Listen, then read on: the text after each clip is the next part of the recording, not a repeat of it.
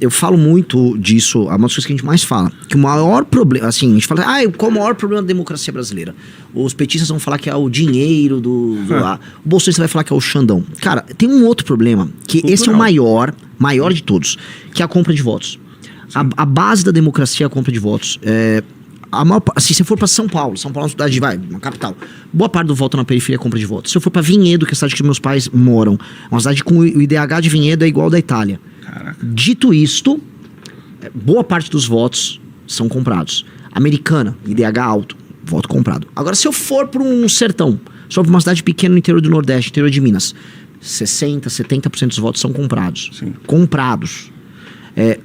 Que povo é esse que transaciona o voto e que depois diz que vive numa democracia? Não tem democracia no Brasil. Não, isso sem dúvida. Esse é de longe o maior problema. Porque você fala assim, pra que serve o orçamento secreto? Pra que serve os grandes esquemas de superfaturamento e corrupção e os pequenos esquemas? São pra sustentar essa estrutura. E conforme a gente foi entrando na política, a gente foi descobrindo isso.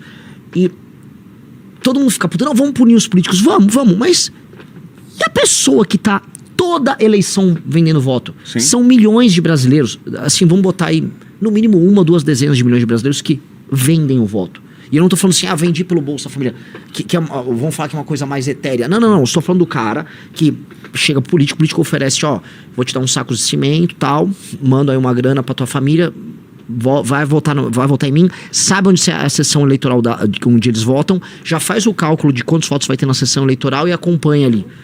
Os caras... Isso assim, pra gente entender, isto é a base daquilo que a gente chama de democracia. E ninguém fala nada.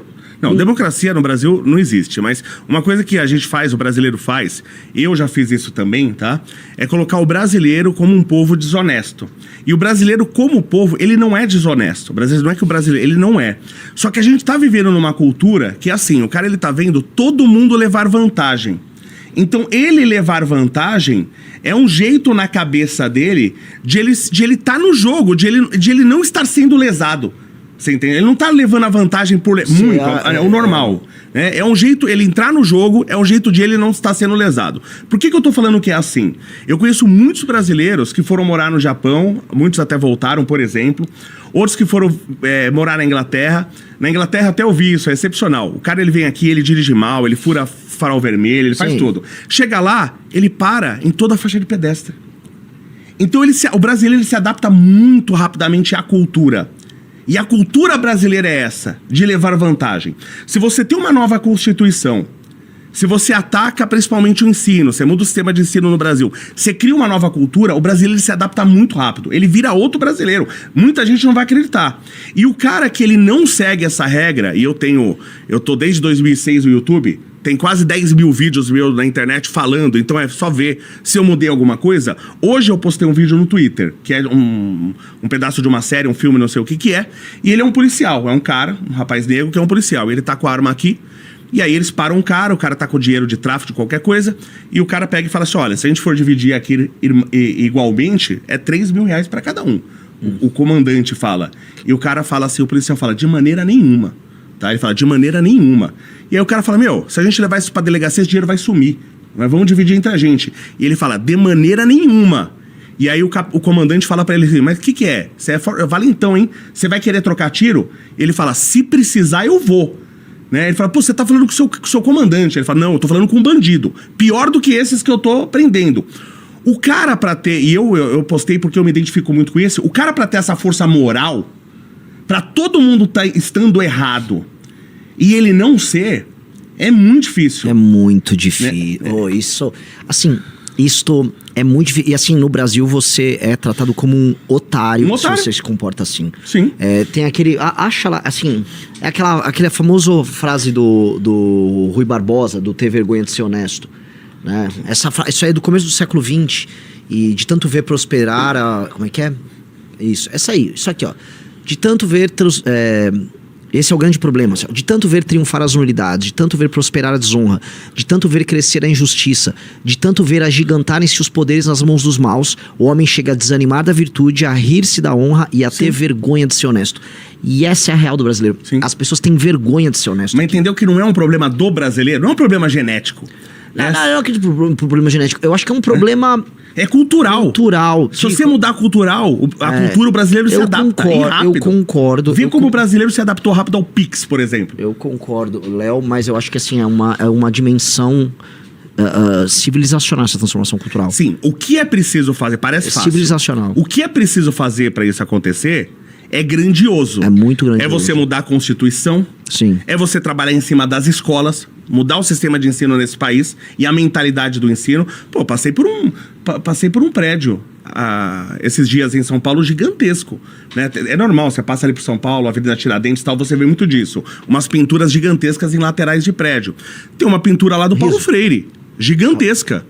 A gente precisa falar da tragédia que...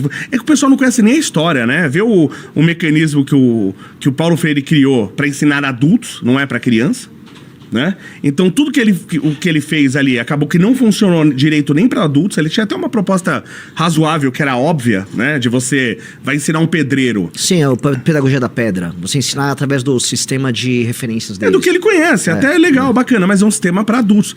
Isso, tudo que a gente foi usado, que você pega Paulo Freire, é uma militância, não é um sistema de ensino. Isso se mostrou um fracasso no decorrer das décadas e a gente ainda tá idolatrando esse cara. Sim. Então, se eu não mudar culturalmente, não mudar a base, não mudar as escolas, não ter uma nova Constituição, mas só que isso é absurdamente difícil. Isso é colossal. Mas se for feito se esse colosso surgir, o brasileiro muda e muda rápido. Ó, eu vou te falar, vou falar meu feeling sobre isso. Porque eu entendo, é uma dimensão civilizacional que a gente precisa fazer, que nós temos que desmontar um tipo de sociedade baseada na desconfiança, no farinha pouco, meu pirão primeiro, no ri levei vantagem. Sim. Num quase niilismo, em que as pessoas acham que tudo é uma esculhambação e tudo precisa ser uma esculhambação, num hedonismo que resulta disso, que funciona da seguinte maneira: já que eu não posso esperar muito de nada, deixa eu fruir meus prazeres aqui, deixa eu curtir a vida. Que essa coisa do brasileiro... Você já viu falar da armadilha da renda média que os países passam? A gente está desenvolvendo uma tese, lá na Valete, inclusive, que a gente está chamando de armadilha da renda baixa no Brasil. O Brasil chegou numa armadilha de renda baixa, em que as pessoas aceitam estar, vamos dizer, em uma posição de renda baixa e encontram razões para ser feliz dentro dessa lógica, o que é uma insanidade. E aí tem estudos sobre isso. O Luiz Lima, ele escreve para a Valete, ele fez um estudo sobre o Centrão e compra de voto gigantesco. Legal. Que também a gente publicou. O Luiz tá trabalhando com o Orlando nisso. E por que isso é interessante? Porque a gente chegou num tipo de modelo de sociedade em que nem que a mediocridade foi aceita.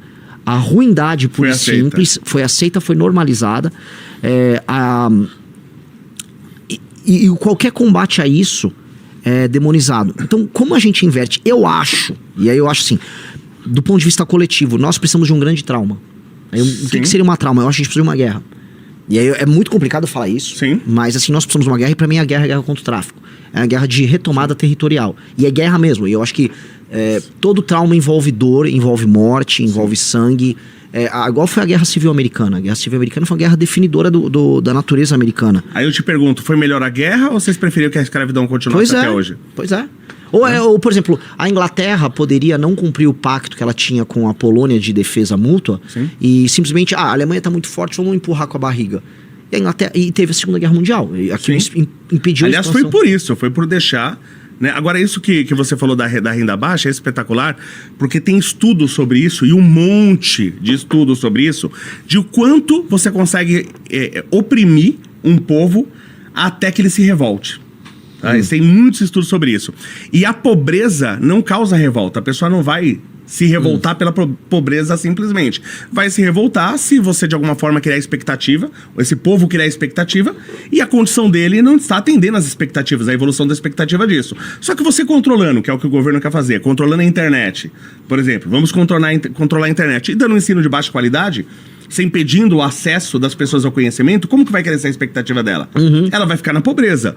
Do ponto de vista psicológico, tá, o que as pessoas temem? Todo mundo teme no futuro você estar desguarnecido de toda maneira, né? Eu não tenho uma casa, não tenho um abrigo, não tenho o que comer. Então, quando você dá, mesmo que seja a renda baixa, não precisa ser a média. É bem a renda baixa. Você garantiu.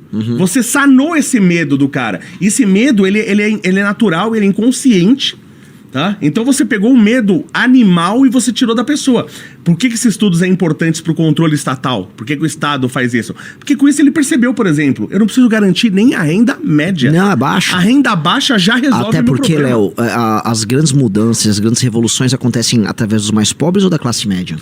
Então você tem... Sempre da classe média. A mudança nunca vem Dos pobres, sim. É, a classe E média. tem uma certa intelectualidade envolvida, que foi aquilo Sim. que a gente tá falando da revista Valete.